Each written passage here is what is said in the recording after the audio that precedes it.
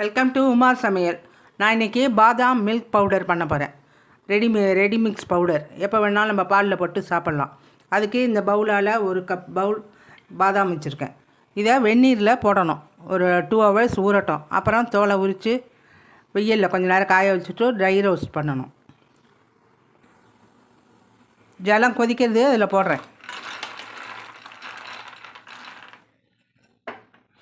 Of பண்ணிடலாம் கேஸை.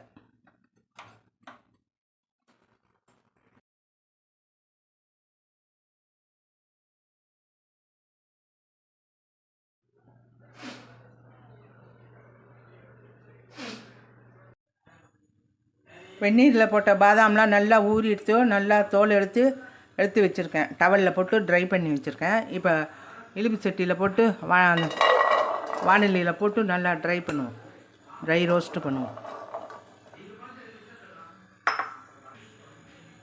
இதோடையே கொஞ்சம் முந்திரி போடுறேன்.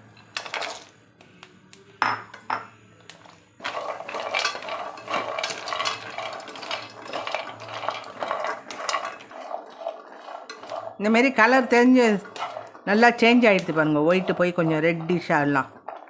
அப்போ ஆஃப் பண்ணிடலாம். ஒரு வாசனையே வருது. அந்த ஸ்டேஜில் ஆஃப் பண்ணிவிடுவோம். ஆறுனதும் மிக்சியில் பொடி பண்ணணும். எந்த பவுலால் பாதாம் எடுத்தேனோ அந்த ஒன்று சர்க்கரை போட்டிருக்கேன். ஒரு 5-6 ஏலக்காய் இதையும் போட்டு மிக்சியில் நல்லா பொடி பண்ணிக்கிறேன்.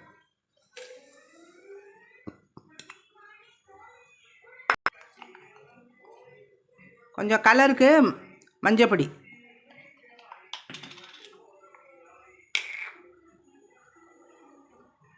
குங்குமப்பூ, சுகர் நல்லா நைஸாக எடுத்து பாருங்க. இந்த ஸ்டேஜில் இதோடைய பாதாமை போட்டு அரைச்சின்னு வந்துடலாம். இந்த அளவு நைஸாக இருக்குது பாருங்கள். இது போதும். இதுக்கு மேலே அடித்தா ரொம்ப எண்ணெய் விட்டுண்டு கெட்டியாகிடும். இது போதும்.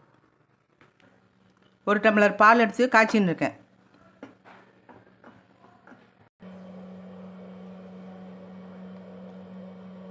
இப்போ இந்த பொடி பண்ண பவுடர் 2 ஸ்பூன் போடுறேன்.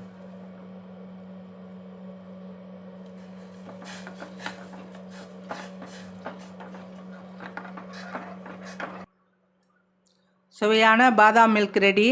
இந்தமாரி பண்ணி வச்சுட்டா குழந்தைகள் ஸ்கூல்லேருந்து வந்ததும் பாலை காய்ச்சி 1 ஸ்பூன் போட்டு கொடுத்துட்டா சீக்கிரம் நமக்கு வேலை முடியும்.